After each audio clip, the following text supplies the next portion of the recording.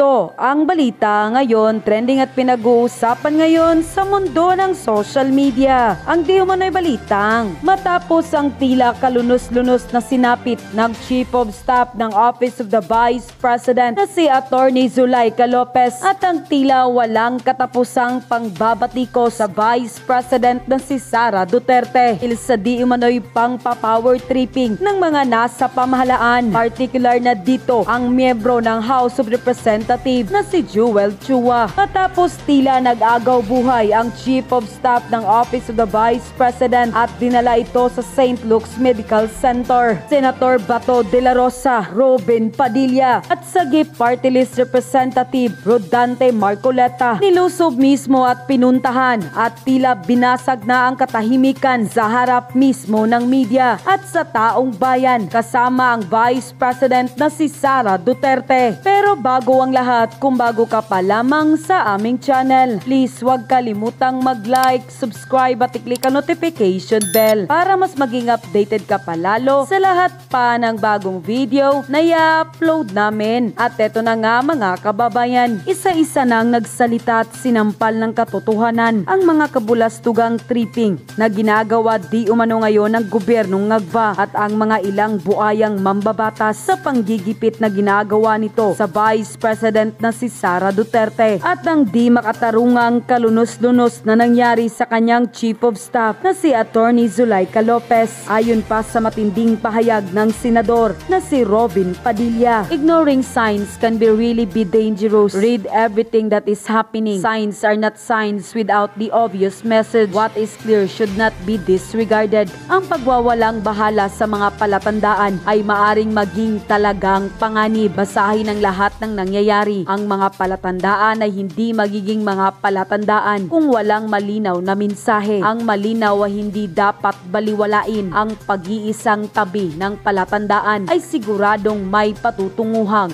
kapahamakan. Unquote. Pero nakapagpigil ang magiting na si Senador Bato de la Rosa at tila sinampal ng kahihiyan ang ilang buayang mambabatas sa Kongreso. Buwelta pa niya. Okay na ba lahat? Sir, anong purpose ng pagpunta niyo po rito? To show support to the VP and their chief of staff. Nakausap niyo na po? Nakausap ko na. Kamusta po sila? Ano pong sabi sa inyo? Ano pong napag-usapan niyo, sir? Ano lang, worried lang siya sa sitwasyon niya. Worried lang siya. Dahil?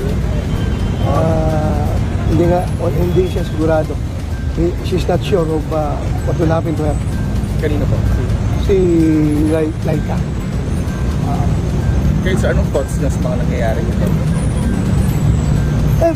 Para sa akin, it's a very very unfortunate dahil yung tao na hindi pa man lang nagiging accused, no? Hindi pa napailan ng kaso, kung i-treat mo parang convictado na dadalhin mo sa Women's Correctional Facilities, a place for convicted criminals. I've been the Director General of Yocor at alam ko kung anong sitwasyon dyan sa loob. Yan ay kulungan yan ng mga serving sentence, convicted felons serving sentence. Bakit mo ikulong doon yung isang babae, isang abogado na tinatawan lang ng citation for contempt? Ngayon, dadalhin mo na doon sa facility for the convicted criminals? It's very unjustified para sa akin. Very unjustified. Magpakuntip-kuntip kayo ng tao tapos hindi nyo kayang bantayan dyan sa inyong facility. Pero kayong facility for contempt persons, di ba? For persons cited in contempt, you should have your own facility dyan sa Kongreso para bantayan ninyo. Bakit nyo dalhin doon?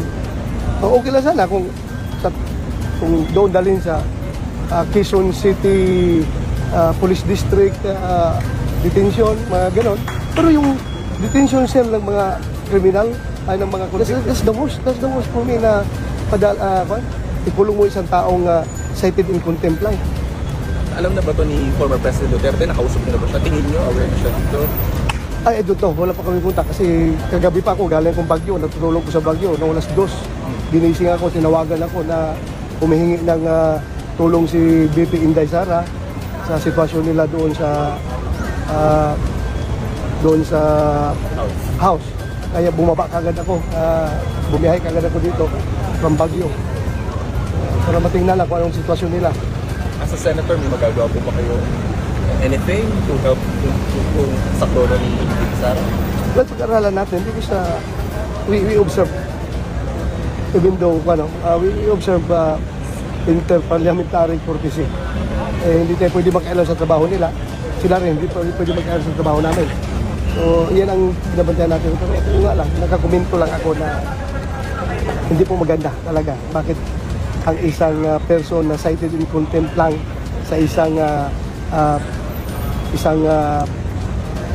hearing dyan sa House of Representatives ay doon ay pupulong kaagad sa Women's Correction Facility, which is a place for persons or for convicted criminals serving sentence. Hindi pa kumbiktado itong tao na ito. Bakit doon ka hindi padala? Hindi pa nga akusado. Wala pang kaso na na-file. So saan ba saying that this is unlawful? When you say unlawful, pag-aralan ko pa. I'm not so sure. Pero unreasonable for me. Pero sir, naniniwala po ba kayo na overkill ang deployment ng TNT ngayon base na lang sa sinabi ni Vice President? Wala, pulis naman sumusunod lang yan sa order. Pag inorderan niya ng mga higher ups niya na pumunta kayo doon to provide security, huwag rin natin masamain yung pulis dahil sumusunod lang yan sa order kahit na alam nila na may politics behind all these orders, but still, they are the legal orders coming from their superiors. So, susunod lang yung mga pulis niyan. So, huwag natin masamain yung deployment ng mga pulis. They are just following orders. Andyan man sila to secure everyone, pati tayo. Hindi rin nakapagpigil ang Sagip Party List Representative na si Rodante Marcoleta at tila sinampal rin ng katotohanan at kahiyan ang lahat ng ilang buayang mambabatas sa Kongreso. Ayon pa sa kanyang pahayag, malapit na akong mapahiya, nahihiya na nga rin ako. Siguro nahalata ninyo, nakakahiya talaga. Hindi ito yung House of Representatives na pinasukan ko noong 2004. Malapit na akong mag-graduate next year. Ngayon ko pa makikita ang lahat ng hindi dapat gawin ng isang institusyon kagaya ng House of Representatives. Unquote. In aid of legislation po ba ito? O in aid of persecution? I am still, and the last time I checked, I am still an elected member of the House of Representatives. At dahil nga, member ako ng House of Representatives, kahit anong komite yun, kaya sabihin nilang hindi ako member, pwede ako magsalita at mag-participate. Kung pipigilan nila ako, di pa ba nyo naiintindihan kung anong klaseng procedure, kung anong klaseng tuntunin na ang meron kami? Pang-17 taong ko na sa Congress, ngayon ko lang po nakita ang mga pangyayaring ito. Nalulungkot po ako, nagdaramdam ako, nai-stress ako kung bakit nangyari ito. Ito lamang pagdinig na ito, in aid of legislation, kayo po na nasa media, alam kong nalalaman na ninyo, hindi na po in aid of legislation. Kung totoo po, na isinasaalang-alang namin yung paggasta at kailangan po nating busisiin. Tama naman po yun. Lahat tayo katungkulan nating maging transparent, maging accountable. Ang tanong, ang House of Representatives po ba ang gaganap sa tungkulin ng Commission on Audit? Pagka ganun, tanggalin na po natin ang COA sapagkat sila na po ang nag-o-audit. Wala po sa tungkulin namin ang mag-audit. Kung sasabihin nila, hindi kami nag-audit. Ang ginagawa namin is investigation in aid of legislation. Okay, kung yun ang ating objective, bakit isa lang inimbestigan natin? Ilang opisina ba ang merong confidential fund sa palagay nyo? May idea ba kayo? NGAs na lang, National Government Agencies. Ilan ba karami ang National Government Agencies? Palagay mo na lang 500. Okay? At yung kalahati nun, binigyan ng confidential fund. Di 250 yun. LGUs, sila ng LGUs. Mga mayors and gobernador. Palagay mo lang 1,000. Kalahati nun, 500. O di 750 na yun. What about the GOCCs? Government-owned and controlled corporations. Mga 300 yan. Kalahati na lang. 150. O palagay mo lang 1,000 na lang ang nabigyan na ahensya ng gobyerno. Bakit? Bakit Office of the Vice President lang? Wala pong nagtataka sa atin kung bakit ang pinipilit na isolate lang, ang pinipilit na gisain lang, Office of the Vice President at saka yung DepEd na kung saan ay naglingkod siya bilang secretary. Paano po yung iba? Kaya nyo na pong mag-conclude eh. Ang linaw po nito eh. Hindi na po tayo dapat gumamit ng calculator eh. Wala na pong computer na. Hindi nyo pa kayang i-memorize ito. Why are we isolating the office of the Vice President kung confidential fund? Ano po ba yung Commission on Audit? Ito po ay independent constitutional body. Bakit kami po ang gumagawa? Tanungin po natin. Sa Lunes po, ako po ay mag-a-attend ng hearing po. Ipagpapatuloy po yata ang pagdinig tungkol sa bagay na ito. Pipilitin kong pumunta ron. Sana po'y walang mga away. Sana po'y maging sensible.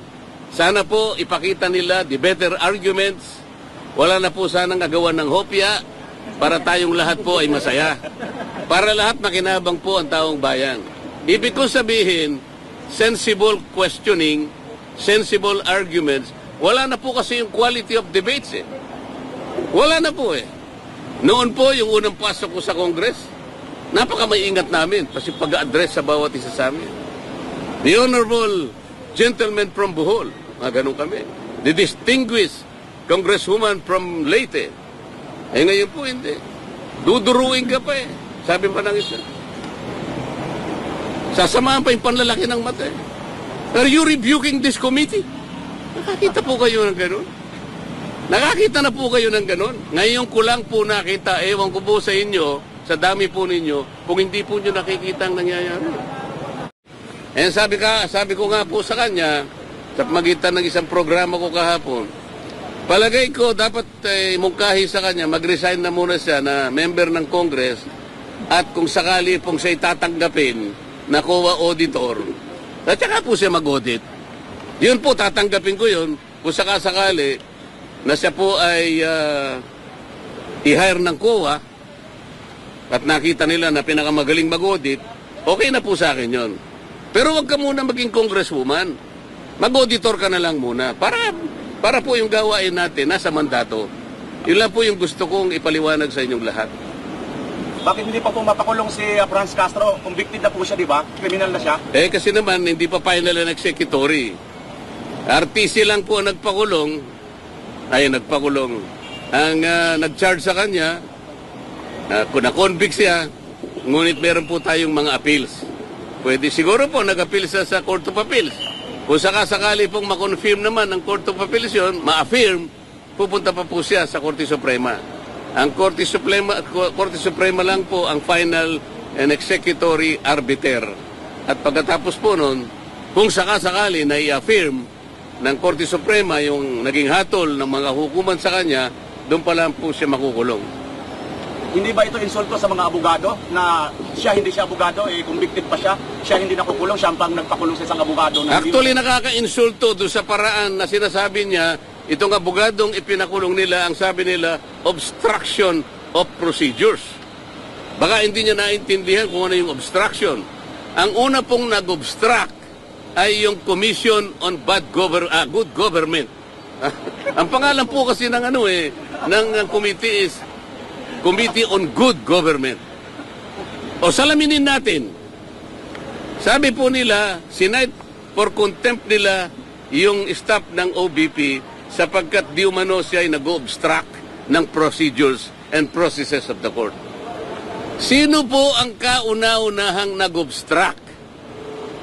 Yung Committee on Bad Government. Hindi po niya trabaho yun eh. Hindi niya dapat panghimasukan. Pabayaan mo muna ang COA na gawin niya ang kanyang trabaho. Hindi po eh. Sabi niya, oy COA, dalin mo nga rito yung inyong mga pinagbabatayan dyan. Siguro ang babagal nyo, kami na ang gagawa niyan. Ang tanong, gawain ba ng Congress ang mag-audit? Meron namang hearing sa Monday. I think I will attend. Kahit na masama ang loob ko sapagkat ayaw ko nakikipag-away sana eh. Nakita nyo naman, nung una akong umattend doon, nagre-raise lang ako ng mga issues about procedures. Sabi ng chairman, hindi na raw ako member. As member, hindi na raw ako pwedeng mag-raise ng procedural issues. Saan ka naman nakakitang ganon? I am still, and the last time I checked, I am still an elected member of the House of Representatives. At dahil nga, member ako ng House of Representatives, kahit anong komite yun, kaya sabihin nilang hindi ako member, pwede ako magsalita at mag-participate. Kung pipigilan nila ako, di ba nyo naiintindihan kung anong klaseng procedure, kung anong klaseng tuntunin na ang meron kami? Pang 17 taong ko na sa Congress, ngayon ko lang po nakita ang mga pangyayari ito. Nalulungkot po ako, nagdaramdam ako, nai-stress ako kung bakit nangyari ito. Ito lamang pagdinig na ito, in aid of legislation, kayo po na nasa media, alam kong nalalaman na ninyo, hindi na po in aid of legislation. Kung totoo po, na isinasaalang-alang namin yung paggasta at kailangan po nating pusisiin. Tama naman po yun. Lahat tayo katungkulan nating maging transparent, maging accountable. Ang tanong, ang House of Representatives po ba ang gaganap sa tungkulin ng Commission on Audit? Pagka gano'n, tanggalin na po natin ang COA sapagkat sila na po ang nag-audit. Wala po sa tungkulin namin ang mag-audit. Kung sasabihin nila, hindi kami nag-audit. Ang ginagawa namin is investigation in aid of legislation. Okay, kung yun ang ating objective, bakit isa lang inimbestigan natin? Ilang opisina ba ang merong confidential fund sa palagay nyo? May idea ba kayo? NGAs na lang, National Government Agencies.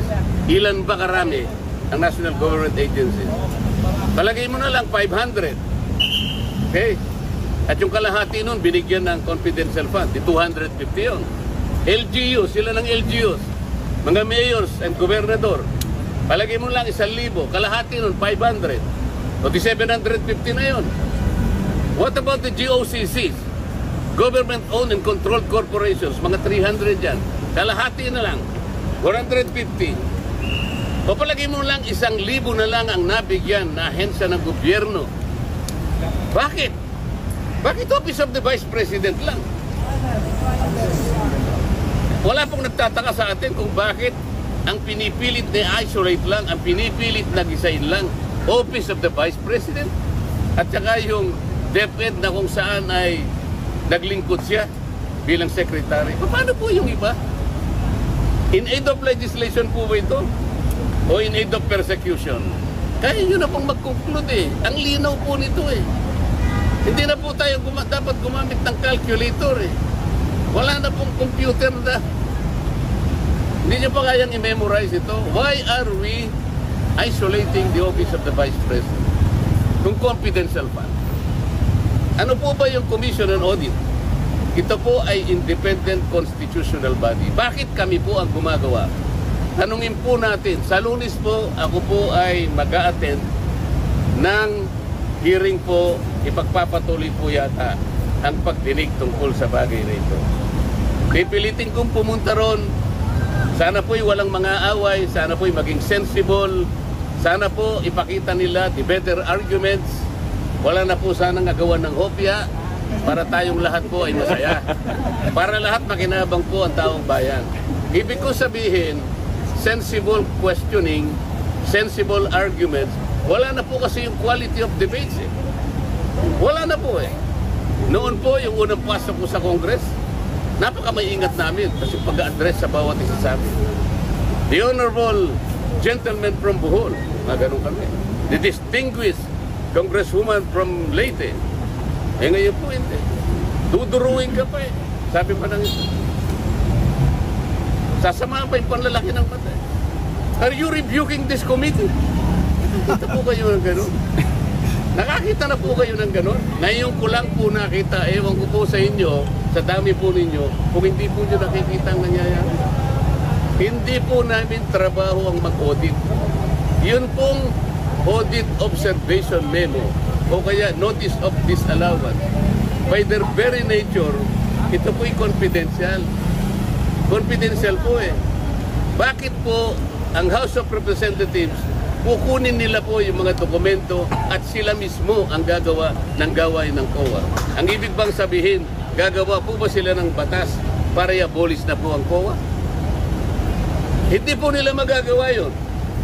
Para ma-abolish mo ang COA, i-amend mo yung saligang batas. Nakakaintindihan po tayo. So, tanong po, ako na lang po nagsasalita. Tanong po. At yun na nga mga kababayan, ano na ang masasabi mo? Kung mayroon kayong hinaing at komento patungkol sa balitang ito, please comment down below. Pag-uusapan natin yan sa comment section. At kung nagustuhan nyo ang video, ay huwag kalimutang mag-like at i-share na din para mas marami pang makaalam at umabot ito sa marami sa ating mga kababayan. Maraming salamat po!